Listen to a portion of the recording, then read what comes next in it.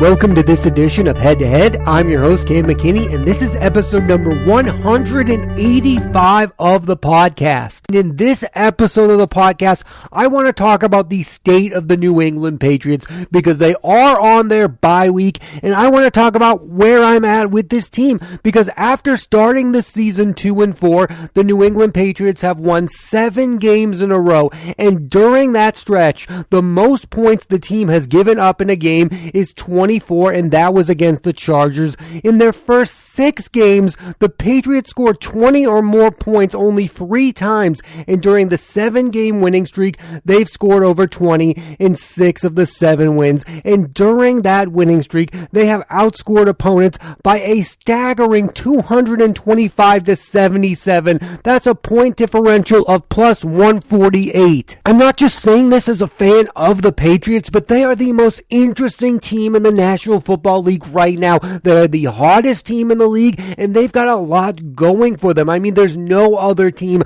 dominating like the Patriots are right now. They are looking like the old-time New England Patriots. Here, in my estimation, are the biggest reasons for this success. First off, let's get all the Mac Jones talk out of the way. He's a big reason this team is where they are. He's far and away the best rookie quarterback. He's thrown 16 touchdowns and only 8 interceptions and has a completion percentage of 70%. That number I don't really care for. What I'm impressed is he doesn't make the crucial mistakes that most rookies make, and whether that's all about the coaching and the talent around him, that's the reality of being a good rookie quarterback. It's not about him winning the games on his own. It's about not losing your team games, and at this point, he has not done that. He's going to win Offensive Rookie of the Year, and I think he deserves it. I will say, however, 1 year does not make an elite quarterback. There's been so much talk about how Mac Jones has already been hailed as a franchise quarterback, and I find that to be ludicrous, and I also don't think just because he's having an incredible rookie season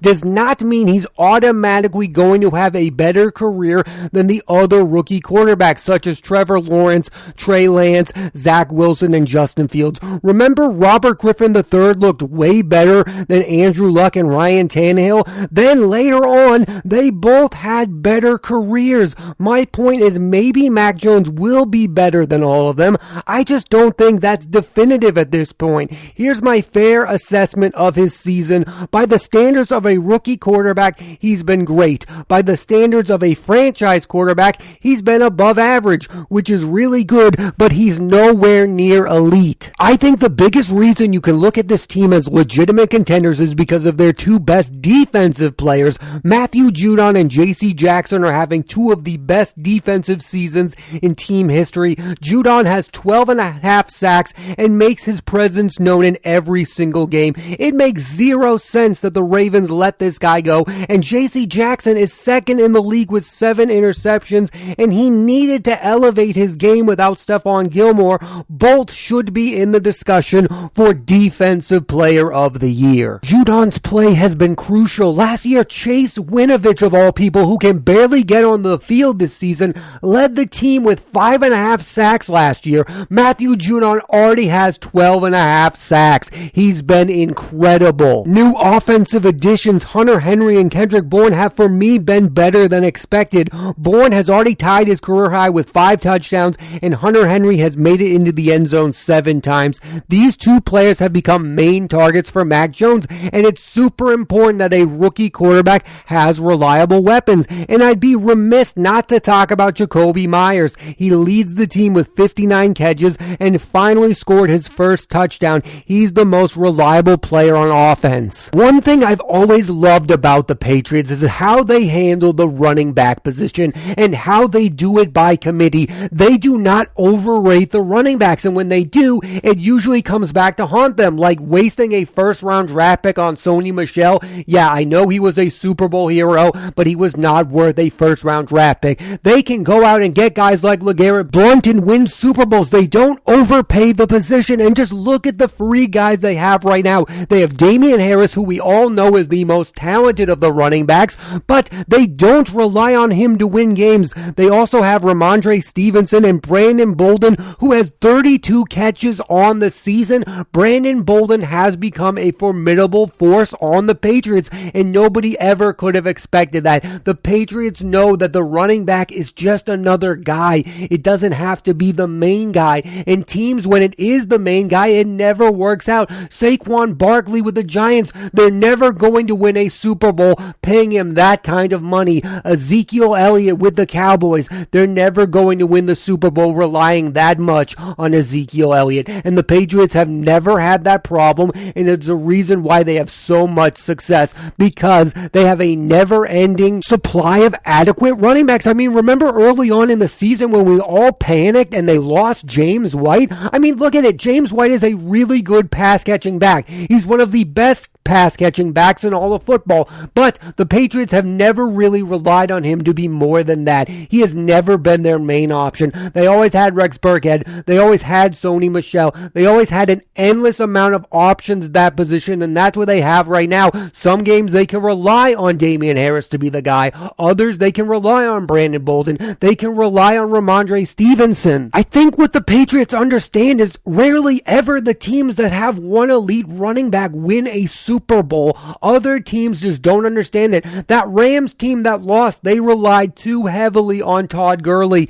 You don't need just one running back option, and I think the Patriots understand that more than other football teams, and I think it's one of the biggest reasons for their factor of success. Look at those 6 Super Bowls. How many different running backs they had during that era. They know there'll always be another James White. There'll always be another Damian Harris. These are just guys. They're really good guys. Fans get enamored by them, but the Patriots know that they're not all that valuable. A lot of the credit for this season has to and is going to Bill Belichick. Here's the stat that shows how dominant Bill has been as head coach of the New England Patriots. He's had 14 seasons with the team in which the Patriots have gone on at least a 6-game winning streak. The only season since 2001 the Patriots did not win at least 6 in a row was last year.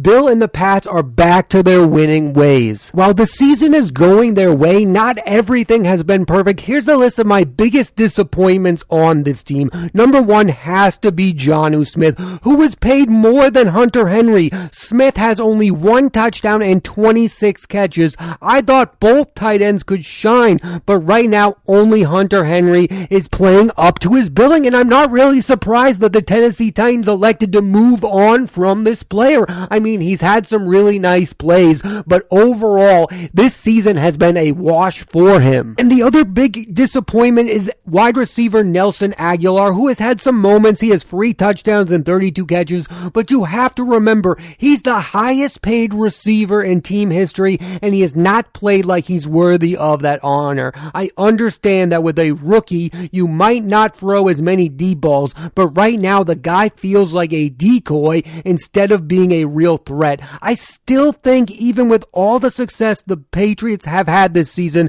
they still need a true number 1 receiver. They might regret not going after Julio Jones. The crazy thing about Aguilar's contract is that they paid him higher and more than they did Julian Edelman. This is a team that let Wes Welker go to the Denver Broncos over $6 million a year, yet they are paying Nelson Aguilar 2 years and $22 million.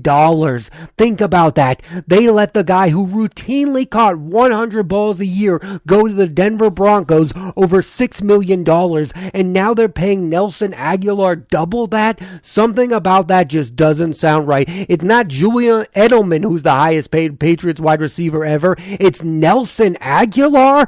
Think about that. It's also odd to think about it because the Patriots are the team that rely the most on these slot receivers. They value them more than anyone, yet they are paying this guy who is known for catching those deep balls a ridiculous amount of money when they don't really rely on the deep ball ever. It's kind of an insane contract. If you really look into it, it doesn't make any sense. Some of these contracts really feel like Bill and the Patriots were just caught up in the moment of trying to win the offseason. Some of these moves have really worked out. Kendrick Bourne has really worked out. Hunter Henry has really worked out. Matthew Judon, like I said, is probably the defensive player of the year, but some of these felt like like bonus contracts. What's crazy about Jonnu Smith is they signed him before they signed Hunter Henry. So Hunter Henry was probably signed up because they were like, we have to win this offseason. Nelson Aguilar feels like a forced contract. Let's just get this guy because we really don't know what we have at the wide receiver position. I just think in a year or two, you're really going to regret giving Jonnu Smith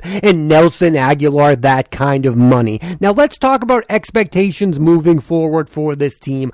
I believe this team will win the division over the Buffalo Bills, and I could definitely see them winning a playoff game or two, but predicting them to go to the Super Bowl, winning it, or even making an appearance would be too drastic. In the history of the NFL, no rookie quarterback has gotten to the Super Bowl, let alone won it. And I get what Pats fans will say. They did it with Brady in his second year, and they beat the Rams. This isn't 2001. My biggest concern for this team moving forward is I don't know if they can win a high-scoring game that goes back and forth. It's bound to happen at some point. Is Mac Jones going to be able to put up points against Patrick Mahomes, against Lamar Jackson? Just look at the Pats' 7-game win streak. I mean, Mac Jones has not really had to go up against a quarterback who was playing really well against the Patriots. I mean, Baker Mayfield was really bad against the Patriots. Justin Herbert did not look the same against the Patriots. I mean, yeah, we can look at the Bills game and say, well, Mac Jones only threw the ball 3 times, but Josh Allen did not play like the usual Josh Allen on Monday Night Football. Matt Ryan and Ryan Tannehill played really poorly against the New England Patriots. So yes, I guess if you're going to say the defense is just going to continue to play at an elite level, but I find it really hard to believe that there won't be one really good quarterback who has a massive game against the New England Patriots. I mean, the last one to do it was Dak Prescott, and the Cowboys walked away with a victory. My fear is that that happens again in the playoffs. And no one's really talking about this anymore because they're winning a lot, but the Patriots are not very good at converting touchdowns in the red zone. The Patriots rank 26 in red zone scoring with 54%. That's almost half the time they walk away with a field goal at best. At home, they score a touchdown 66% of the time in the red zone. On the road, they are an abysmal 33%. Home field is important to this team. Yes, their defense travels, but their red zone offense does not. And in the postseason, you cannot settle for field goals. It's not a winning formula. If you are settling for field goals against Patrick Mahomes and the Kansas City Chiefs, you are going to walk away with a loss. If you settle for field goals against Lamar Jackson and the Baltimore Ravens, you are going to get bounced from the playoffs. And again, my biggest reason why they're not going to win a Super Bowl is they do have a rookie quarterback. It just does not happen. And I know Bill Belichick is the best head coach of all time, but if they had a veteran quarterback, like if Jimmy Garoppolo were the quarterback of the New England Patriots and they had this record, I have more of a faith in them in winning a Super Bowl and getting to a Super Bowl. And that has nothing to do with Mac Jones and how I feel about him as a quarterback. It has to do with the fact that he's never been in those moments before. When Brady is in the fourth quarter in a postseason game, you know he is going to get the job done because you've seen him do it time in and time again. You have never seen Mac Jones have a tough playoff game. You've never seen him in a big moment. But why I do think he can get to the AFC Championship game because I've seen quarterbacks like him get there before. In 2008, Joe Flacco brought the Ravens to the AFC title game as a rookie quarterback against the Pittsburgh Steelers. That is the type of quarterback that Mac Jones is for this team. He does not make mistakes. He is an accurate passer, and he doesn't lose you football games. Here's another example. In 2009, the Jets made the AFC title game with a rookie, Mark Sanchez. That is another relatable season to what's happening with Mac Jones. This is a Patriots team that relies heavily on the defensive side of the ball. Guess what? That Jets team relied heavily on the defensive side of the ball. This is not a diss towards Mac Jones. I know everyone will take it that way. Oh, you're saying that he's Joe Flacco. Oh, you're saying that he's Mark Sanchez.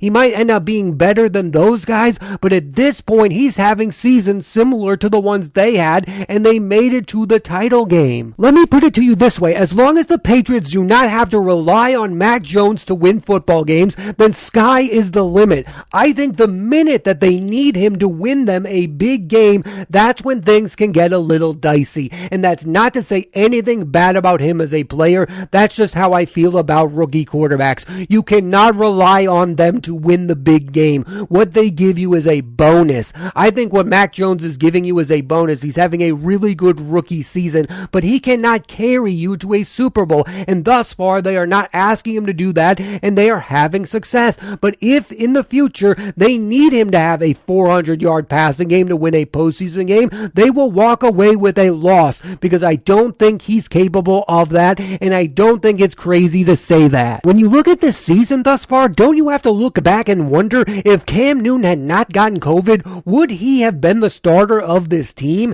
And where would they be if he is the starter? Because Cam Newton is not a very good quarterback. I'm sorry to him and what's happening with Carolina. He is not good. Giving him $10 million is insane. I mean, the Patriots cut him and he was only making $2 million. I mean, Bill Belichick is getting a lot of credit, and rightfully so, for winning with this quarterback, but he might have not chosen this quarterback if it weren't for the Cam Newton circumstances. And I also really wonder, how does Bill Belichick actually feel about Mac Jones? How does he feel about the quarterback position? Because he seems like the type of guy from the outside looking in that wants to be known as the reason that his team is winning. He didn't want to pay Tom Brady because it feels like he was kind of sick and tired of the quarterback getting all of the credit for their victories. I think he liked the season where Matt Castle won 11 games. I think he liked the idea of Jimmy Garoppolo coming in and being a good quarterback, not a great quarterback. It feels like Mac Jones is the perfect quarterback for Bill Belichick. The problem is, it seems like a lot of people want to give Mac Jones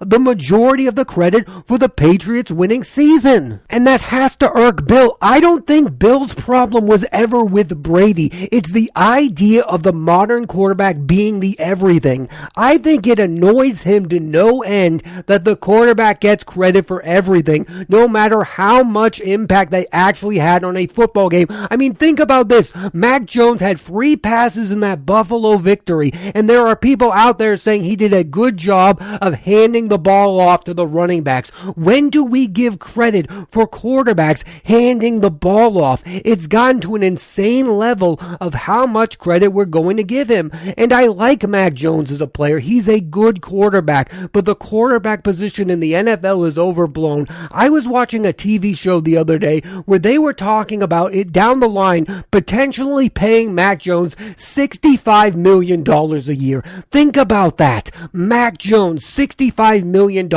He's in his first year. He's a decent quarterback. Nothing more, nothing less. I want to end on this because I think it's important to say this. The Patriots season is not a failure if they don't win a Super Bowl, or even if they don't win a postseason game. I don't think that should be their main goal moving forward. I think their main goal moving forward is to turn Mac Jones into a top 10 quarterback in the league. That's what I think is important, because if he becomes that, they can have sustained success, and that's what they are thriving for. That's what makes the Patriots the Patriots, is year in and year out, they win a lot of games. If the Patriots end up in the Super Bowl and lose, and then next year they're 7-9, I don't think that really means anything. But if they are building something that is going to remain dominant like it's been in the past, then I think that's special. Getting that next franchise quarterback after your all-time great leaves you,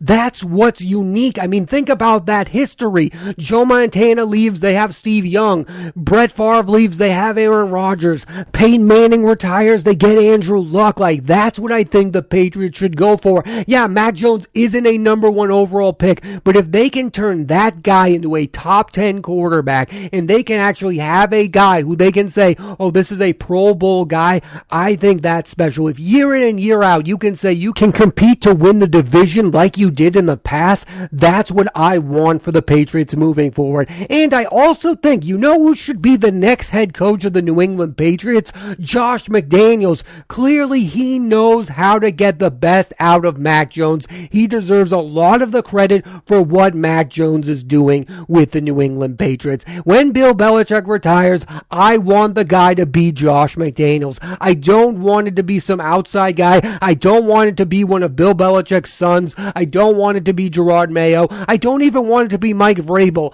I want the next head coach of the New England Patriots to be Josh McDaniels, because I think if he's the head coach, Mac Jones will have the best amount of success possible, and that's what you should want for your young quarterback moving forward. Get the best out of him, and I think Josh McDaniels knows how to do that. It's been a fun 6 weeks for the Patriots. I mean, they went from being like a team that was irrelevant, that no one was talking about, to being the most talked about team in all of football. Hopefully they end it on a good note. Thanks for listening to this edition of Head to Head. I'm Cam McKinney, and there'll be a new episode of the podcast every Monday on Apple Podcasts and Spotify, so please rate, review, and subscribe.